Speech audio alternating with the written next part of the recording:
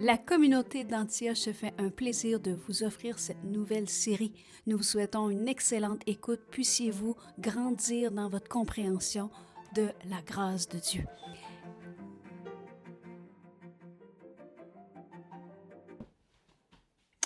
Alors bonjour et bienvenue au cours de s'affirmer dans notre identité en Christ pour une vie transformée. Aujourd'hui,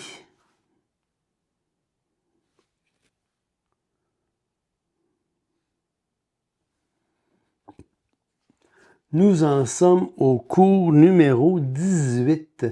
Le cours 18, on poursuit d'où on était la dernière fois. On n'avait pas tout à fait terminé à parler de Jean 10, de tout ce qui soutenait, si on veut, là, cette vie transformée qu'on a en Jésus-Christ et comment est-ce qu'on peut, de par cette transformation-là, marcher en nouveauté de vie. Et donc, on a vu que ces réalités-là, ces vérités-là, étaient des réalités qui étaient objectives. Et peut-être que pour certains, le mot ou l'expression objective est plus ou moins clair. Je sais, moi, qu'au début, quand j'ai entendu ça, il y a plusieurs années, je me demandais, objectif, subjectif, qu'est-ce que c'est? Ben, un peu pour vous expliquer c'est quoi l'idée d'une réalité objective versus une réalité subjective. Ben, si je vous dis que, comment je peux, bon. Si on prend le surligneur ici, ok, c'est un surligneur orange, et puis, il sert à surligner le papier. Alors, toutes ces réalités-là, toute cette description-là, elle est objective. Bon. Règle générale, les gens à qui je vais montrer cet objet-là vont dire, ben Patrice, c'est un surligneur, il est en plastique, il est orange, il sert à surligner dans un livre, en tout cas. Hein? La réalité, la forme, la taille, le poids, la couleur, ces idées-là qui peuvent décrire cet objet-là, qui dépendent de la réalité de l'objet. Ça dépend de ce qu'est cet objet, hein, de ce qu'il est et de comment il est en tant que tel, en tant qu'objet. Alors, c'est pour ça qu'on dit une réalité objective. Elle dépend de l'objet. OK? Maintenant, je peux vous dire, moi, là, ce orange-là, j'aime pas ça. Peut-être que quelqu'un va dire, ah non, moi, j'aime ça, ce orange-là, là. Je mettrais ça dans ma chambre, je mettrais des murs comme ça, tu sais. Ou je m'achèterais un véhicule, une voiture. Ah, imagine-tu une voiture? Moi, je serais comme horrifié. Une voiture de cette couleur-là, imaginez-vous. OK, on se comprend. Tous les goûts sont dans la nature, qu'on dit. Ben, ces goûts-là, là, ça dépend des gens qui parlent. La personne qui parle, ben, c'est le sujet. Alors, c'est des évaluations qui sont subjectives. Alors, ce qui est objectif dépend de la réalité de la chose. La réalité, on pourrait dire concrète presque. Hein? La réalité, elle est comme ça. Elle n'est pas autrement. Tandis que subjectif, ben, pour toi, tu as cette perception-là. Moi, j'ai cette perception-là. Ça dépend et ça devient très subjectif à ce moment-là. Ça dépend des opinions. OK? Mais la réalité ne dépend pas des opinions. Le mur qui est là, si je m'élance puis je me donne un coup de pied sur le mur, ben, à moins d'avoir des bons câbles d'acier, comme on dit au Québec, on va me faire mal aux orteils. On se comprend? Alors, la réalité, elle est immuable. Je me souviens, il y a des années de ça, j'étais au centre-ville de Montréal et on faisait de l'évangélisation et il y avait un jeune homme qui était là, un jeune homme qui avait immigré de la Russie, qui m'expliquait que pour lui, la réalité n'existait pas. La réalité dépendait des individus. La réalité n'était pas réelle dans le sens fort du terme. Et il me dit, je donne un exemple pourquoi je pense que la réalité n'est pas objective. Il dit, il y a des années, quand j'étais en Russie, il dit, je travaillais comme soudeur, je soudais des pièces électroniques. Et là, à un moment donné, il y a un maringouin qui me pique et j'étais tellement concentré à faire le travail que je faisais que je me suis gratté avec le fer à souder et j'ai continué de travailler et je me suis même pas rendu compte que je m'étais brûlé la peau en grattant là, où le moustique m'avait piqué. Il dit, tu vois, la réalité ne dépend pas la réalité dépend de qu'est-ce que je ressens, de qu'est-ce que je perçois. Mais j'ai dit, a-t-il fallu que tu soignes ta plaie? Oui. Il dit, ta peau, elle était brûlée? Oui. Pourtant, dans ta perception des choses, tu n'avais pas perçu que tu t'étais brûlé la peau. Il dit, non. Ben, tu vois que la réalité ne dépend pas de ce que tu perçois. Hey, ça fait des années que je parlais du monde, puis il n'y a jamais personne qui m'avait dit ça de même. Ben, la réalité, elle est indépendante de ma perception de la réalité. La réalité est. Donc, ces réalités objectives-là, c'est ce que Dieu a décidé qui se passerait, c'est ce qu'il a décidé qu'il ferait pour les personnes qui rencontreraient la condition de la foi, placer sa confiance en Jésus-Christ seul pour la vie éternelle. Et c'est ça qu'il a décidé qu'il ferait pour ces gens-là.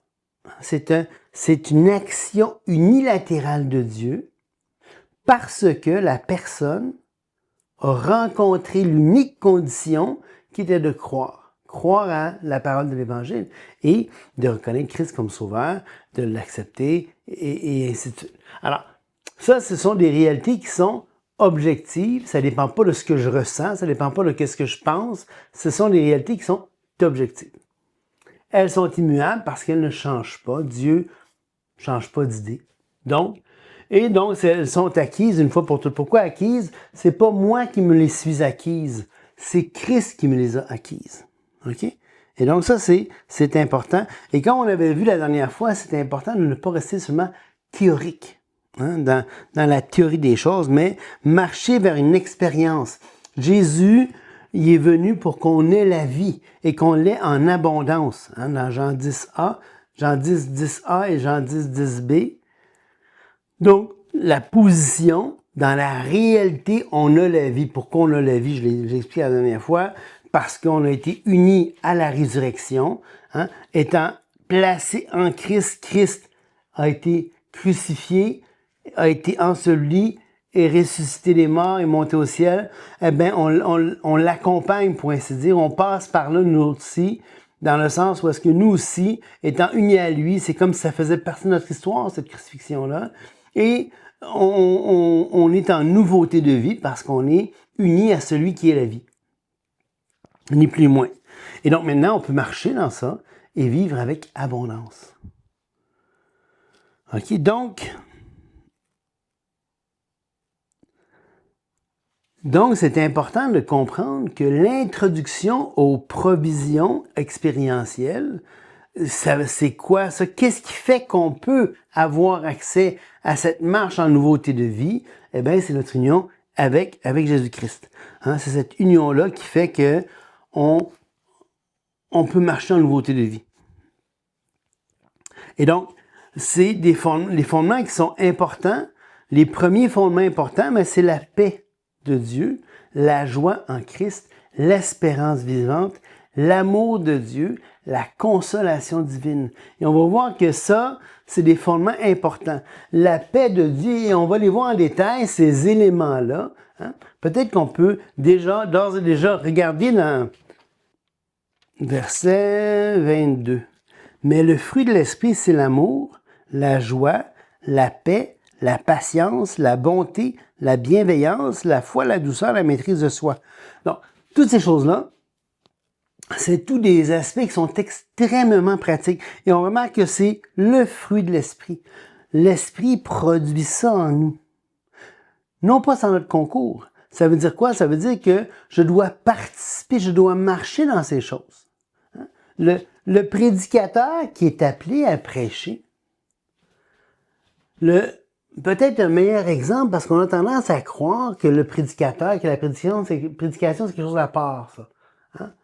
Mais non, prenons un chantre, prenons un musicien, celui qui amène la louange à l'église. Si quelqu'un est consacré à Dieu, et qu'il ait le don, qu'il a un don pour être, par exemple, chantre, évidemment qu'il doit avoir les autres disciplines spirituelles. Donc, la lecture de la Bible, la prière et toutes ces choses-là. Mais il doit aussi se consacrer à son art.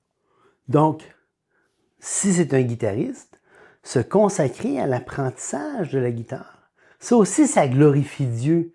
Se pratiquer, apprendre les accords, apprendre la technique pour jouer les cordes. Y a-t-il des manières d'améliorer le son? Est-ce que, tu sais, y en a qui tapent un peu sur la boîte?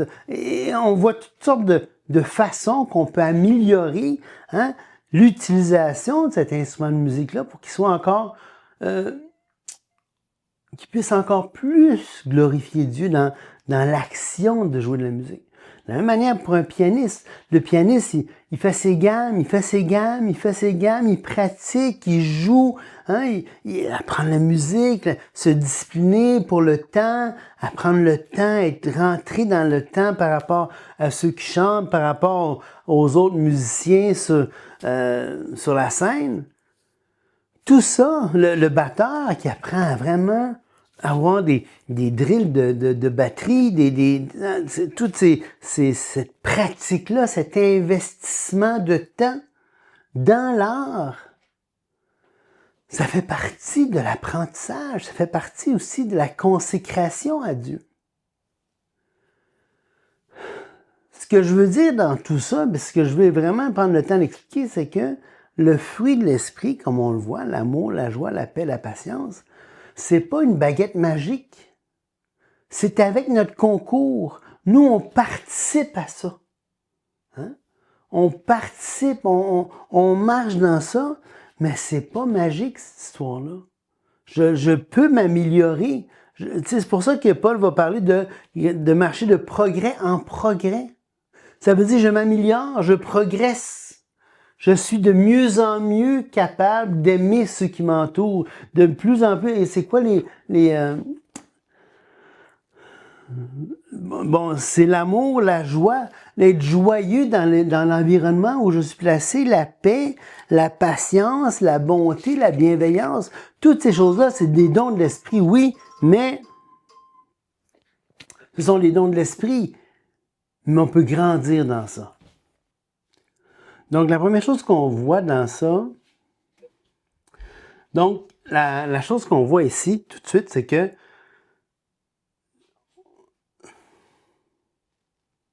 la chose qu'on voit tout de suite en lisant Galates 5, c'est que on voit que c'est le fruit de l'esprit, mais je dois coopérer avec ça.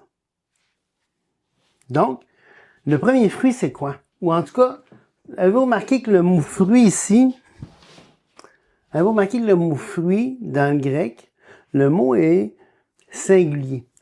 Le fruit de l'esprit, c'est.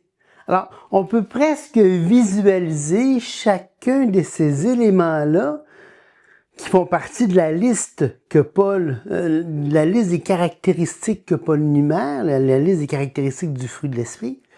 C'est comme si c'est des quartiers, comme quand on pèle une orange, on ouvre l'orange, il y a différents quartiers dans cette orange-là. Des fois, il y a des morceaux d'orange qui sont plus petits, plus grands, plus larges, ou une pomme qu'on pourrait couper en quart, en demi, en petites lanières. C'est constitutif. Chaque élément est constitutif du tout. Mais ça ne veut pas dire que chacun des éléments est là pour tout le monde de la même manière ou de la même façon. Donc, l'amour, la joie, la paix, la patience, la bonté, c'est tous des éléments, ça, qui sont importants.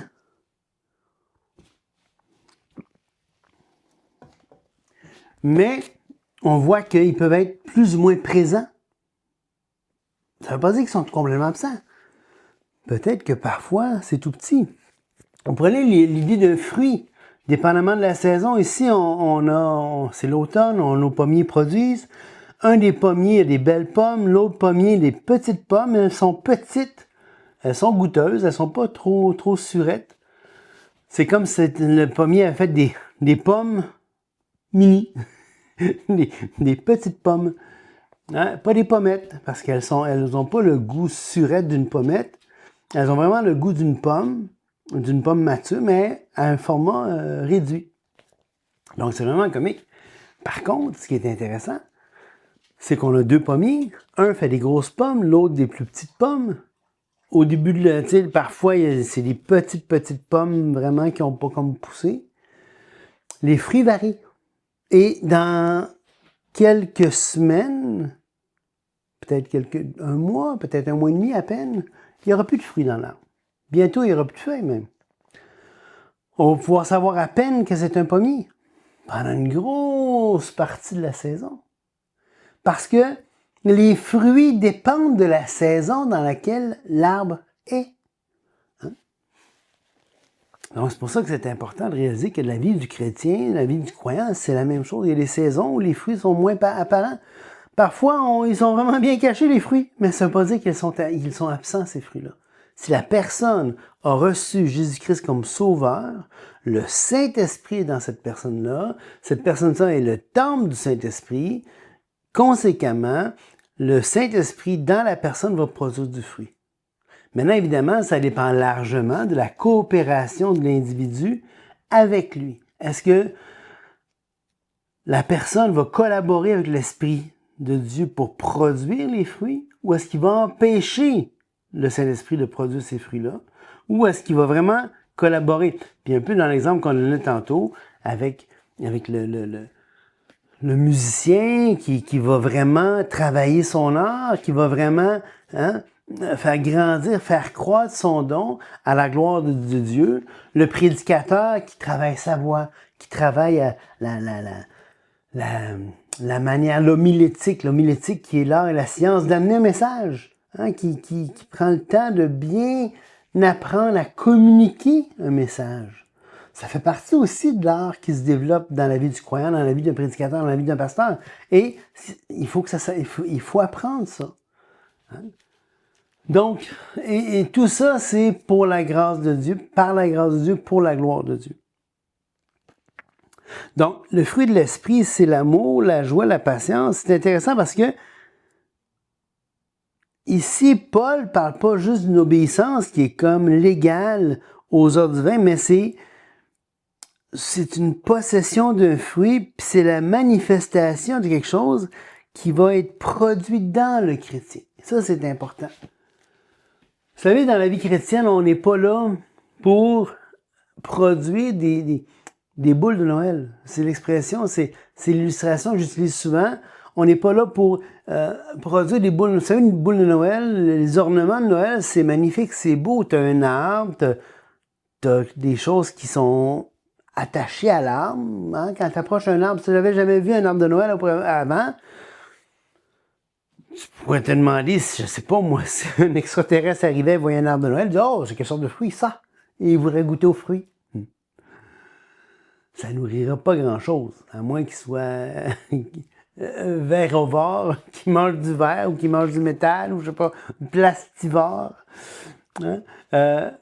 Non, je taquine, mais ce que je veux dire, c'est que les fruits, puis les ornements de Noël, les boules de Noël, c'est pas pareil, là. La boule de Noël, c'est du toc. C'est brillant, c'est flashy, ça reflète la lumière, mais c'est vide, c'est creux, c'est fragile, ça nourrit personne. Trop souvent dans nos vies ou chez les croyants qui nous entourent, on veut voir des boules de Noël être exprimées. On veut pas voir des fruits de l'esprit parce que les fruits, ça peut prendre du temps. Un pommier, 3, 4, 5, 6 ans avant de produire quelque chose de bien comme fruit. Un poirier pareil. J'ai un beau poirier, là. Pas produit de fruits. Non, pas produit de fruits. Pourtant, c'est un poirier. Oui, mais il n'est pas assez mature encore pour produire des poires. Alors, pourquoi s'en faire? Laissons le Saint-Esprit et laissons la personne collaborer avec Dieu pour produire une transformation qui va l'amener à produire du fruit. OK? Donc, le fruit de l'esprit, c'est l'amour, la joie. Puis, l'amour ici, c'est important parce que la définition de l'amour, ça aussi, c'est important de réaliser que l'amour, qu'est-ce que l'amour? L'amour, c'est... Dans 1 Corinthiens 13, vous allez voir quelque chose d'intéressant dans ça. Il va dire au verset 4, « L'amour est patient, il est plein de bonté, L'amour n'est point envieux, l'amour ne se vante point, ne se sent point l'orgueil, ne fait rien de malhonnête, ne cherche point son intérêt, ne s'irrite pas, il ne soupçonne pas le mal, il ne se réjouit pas de l'injustice, mais il se réjouit de la vérité. Il excuse tout, croit tout, espère tout, supporte tout. On pourrait, et j'avais déjà fait l'expérience dans le passé, on pourrait faire un parallèle entre la description de l'amour que Paul va faire ici et dans Galates, l'énumération qu'il va faire du fruit de l'esprit. On peut voir que il y a une correspondance, il y a une corrélation entre les caractéristiques de l'amour et les caractéristiques du fruit. Comme si le fruit de l'esprit, c'est l'amour. Et l'amour, avec l'amour, vient la paix, la patience, la bonté, la bienveillance, et ainsi de suite. OK? Alors là, ça devient intéressant de réaliser que, dans le fond, on doit demander à Dieu de produire cet amour-là en nous. Hein? D'aller de l'avant, puis de faire ça. Puis c'est comme, ça me rappelle la prière de Paul dans Philippiens, chapitre 2.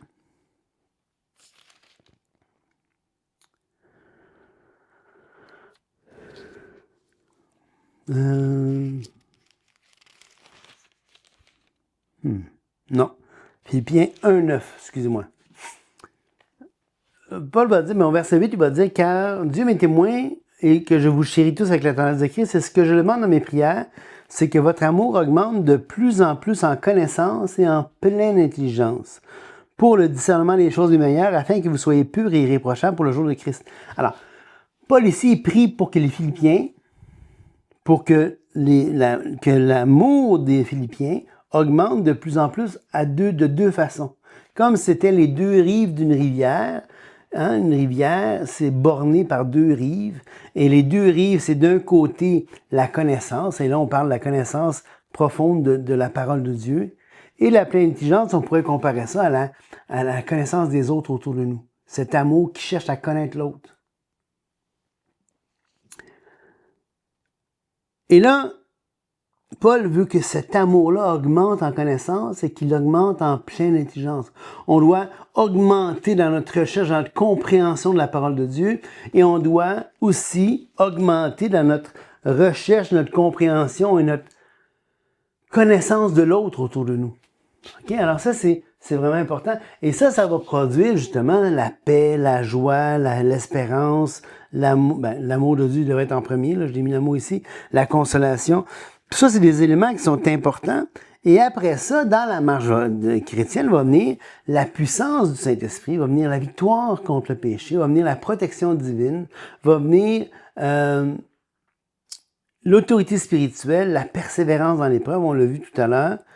Hein? Et toutes ces choses-là vont se développer dans le croyant parce que le croyant va marcher avec Dieu. Et ça, c'est important. Maintenant, dans ça, ce qui est important de réaliser, c'est le fondement à tout ça. Si on veut grandir, je vais juste revenir ici en arrière. Si on veut grandir, ouais.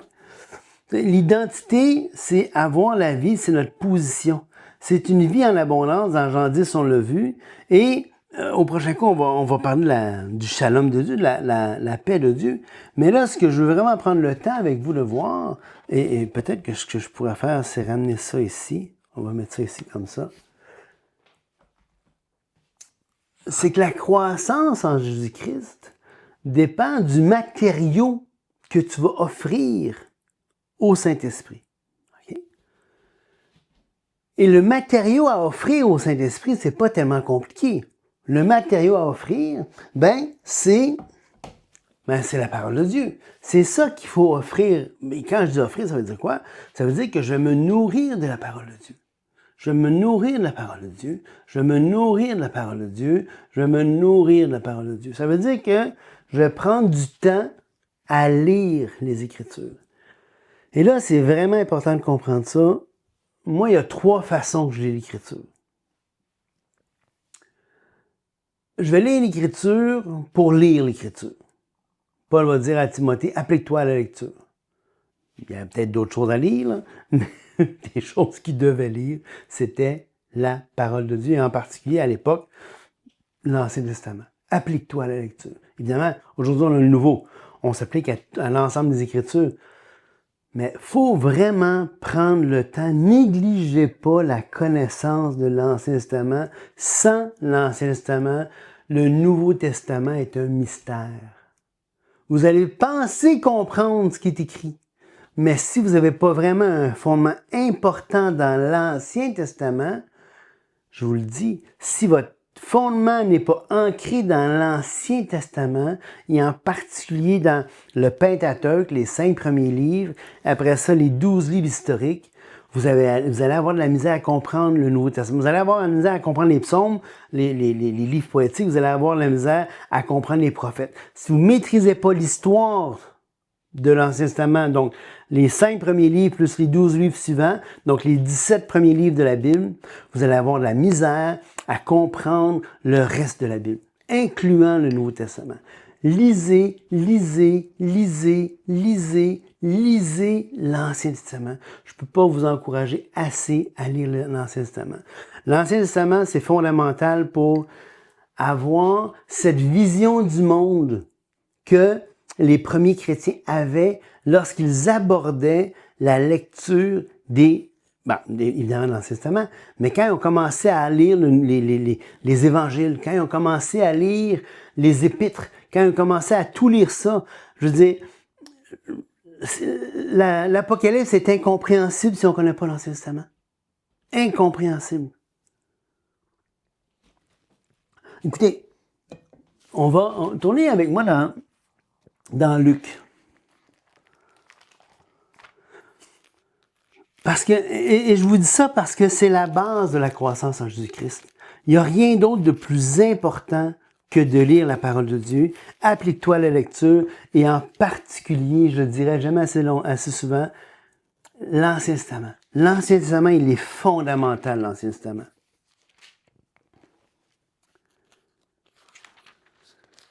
Non, on va aller dans... Attends, on va-tu aller dans Luc? Oui, dans Luc. Regardez bien. Du temps d'Hérode, roi de Judée, il y avait un sacrificateur nommé Zacharie de la classe d'Abia. Alors, déjà là, si vous n'avez jamais lu l'Ancien Testament, vous savez absolument pas de quoi ça parle, ça ici, la classe d'Abia. Dans la classe d'Abia, vous allez pouvoir lire ça dans 1 Chronique 14, 1 Chronique 24. Donc, Abia ou Abijah, là, dépendamment de l'écriture hébreu ou grecque, ou comment le traducteur a traduit le nom à partir de l'hébreu ou à partir du grec. Il y a des petites variantes des fois, dépendamment de la Bible que vous utilisez, une Bible protestante, une Bible catholique, une Bible plus moderne, une Bible plus ancienne, dépendamment la façon de traduire le nom en français, la translittération, si on peut dire, ou la traduction du nom est souvent différente.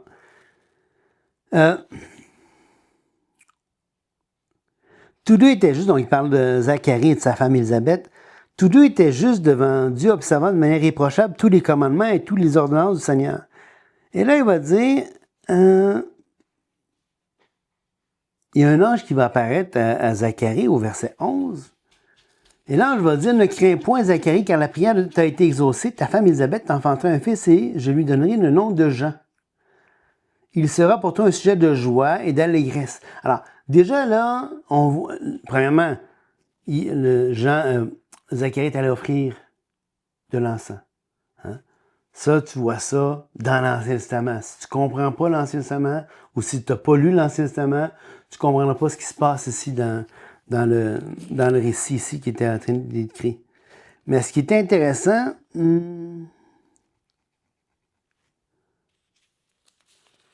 attendez un petit peu.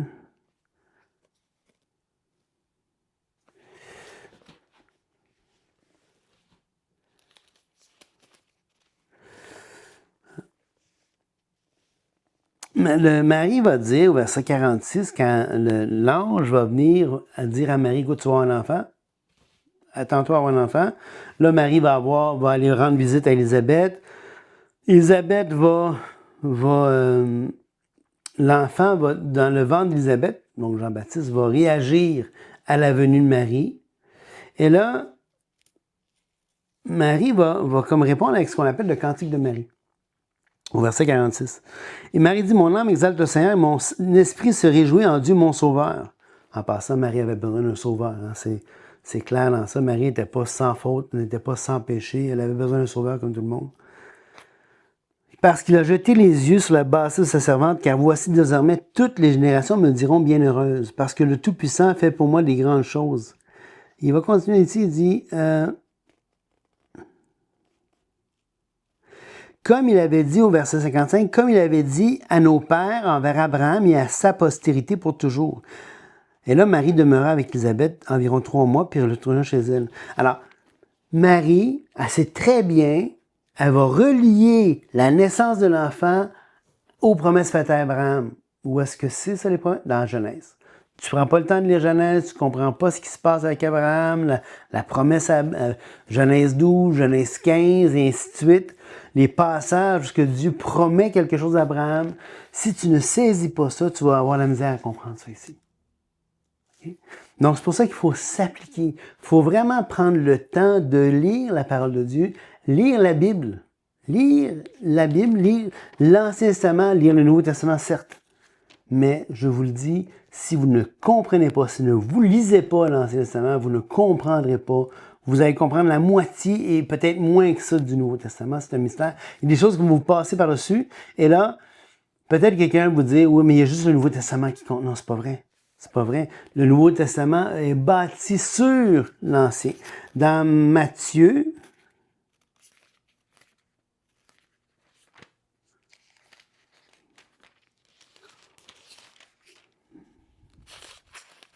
vraiment la généalogie de Matthieu, chapitre 1. Pourquoi il prend le temps de faire une généalogie? Parce qu'il fait un lien avec l'Ancien Testament.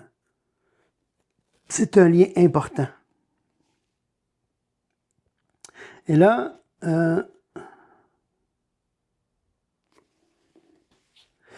il fait le lien. Et en fait, combien de fois Matthieu va rappeler les promesses, les prophéties de l'Ancien Testament.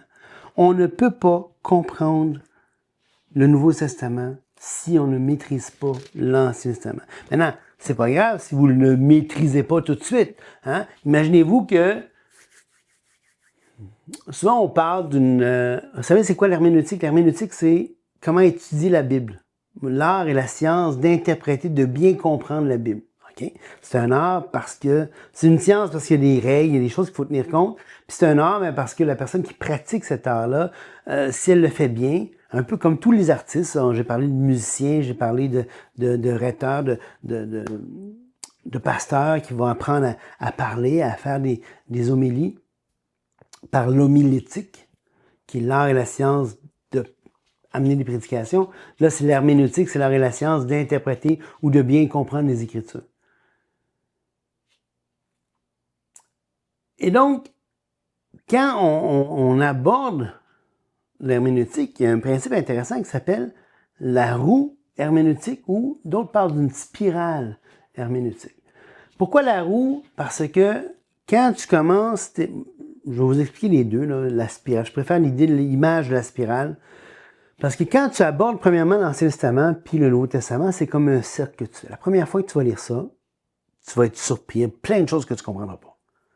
Okay? C'est comme une roue que tu fais puis tu ne comprends pas. La deuxième fois que tu vas le lire, là, tu vas comprendre un peu plus parce que là, tu vas avoir vu une vue d'ensemble. Après ça, tu vas redéfinir plus clairement. La troisième fois, ça devient encore plus clair. La quatrième fois, la cinquième fois, la sixième fois. Et au fur et à mesure que tu lis la Bible, d'un bout à l'autre, eh bien ça, c'est important de bien comprendre la Bible. Puis bien comprendre. Et là, je vous avais parlé tantôt de 3 façons que je lis la Bible. La première façon, c'est la lire. Arrête-toi pas. Lis. Prends la plus grosse bouchée de texte que tu peux en une fois. Tu as 20 minutes, tu lis pendant 20 minutes le plus loin possible. Tu fixes pas nécessairement des buts, je vais me rendre 2 chapitres par jour. Non, attends. Si tu as à faire 5 chapitres, 6 chapitres, 7, 10 chapitres par jour, lis-en le plus possible que tu peux. Pourquoi? Parce que plus tu lis beaucoup en une seule fois, ton cerveau, c'est plus facile à ton cerveau de faire des liens et de tout prendre la grosse bouchée que tu as pris, puis faire un lien avec tout ce morceau-là de texte. Et donc, c'est pour ça, lis vite. Lis pas trop vite pour quand même comprendre ce que tu lis, mais ralentis pas trop. Okay? Dans un autre temps, dans d'autres moments donnés, il y a un temps aussi pour lire et méditer. Ça veut dire quoi? Ben, tu lis, je sais pas moi, un chapitre, ou tu lis 3 versets, 4 versets, 6 versets, 10 versets. Puis là, tu prends le temps de juste méditer. Là. Méditer, ça veut dire quoi?